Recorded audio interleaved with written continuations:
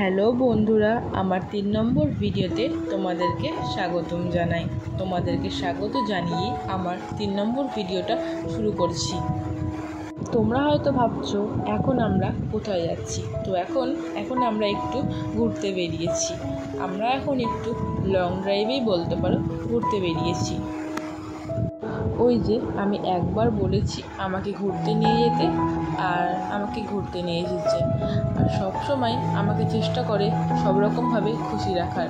আমি বলেছি ঘুরতে নিয়ে যেতে, আর ও আমাকে ঘুরতে নিয়ে যাবে না, সেটা তো হতে পারে না। আর এখন আমাকে ঘুরতে নিয়ে এসেছে জিয়াগঞ্জের সদরঘাট পার হব এখন আমরা। আর সদরঘাট পার হয়ে আমরা এখন সদরঘাটের ওপার দিয়ে আমাদের বহরমপুরের দিকে আবার আমরা যাব। বিকেল হলেই কেন জানি না মনটা গুরু করে, আর সেই জন্যেই আমরা দুজন মিলে ঘুরতে বেরিয়ে পড়েছি। আমাদের দুজনকে তোমাদের কেমন লাগে তোমরা অবশ্যই জানিও।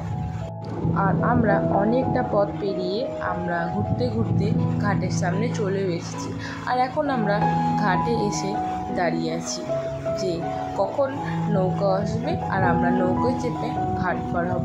আর দেখো চারিদিকটা কত সুন্দর, যেন কত মানুষ, কত ভিড়, এত সুন্দর প্রকৃতি দেখে যেন মনে একটা সুন্দর গুড ভাইবস কাজ করে।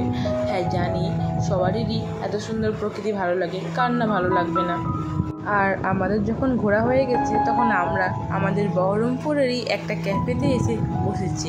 আর বসে দুজন মিলে চা খাচ্ছি আর তোমাদের সঙ্গে চারিদিকটা সুন্দরভাবে শেয়ার করছি, যেন তোমরাও দেখো যে আমরা কোথায় এসেছি আর বসে আছি।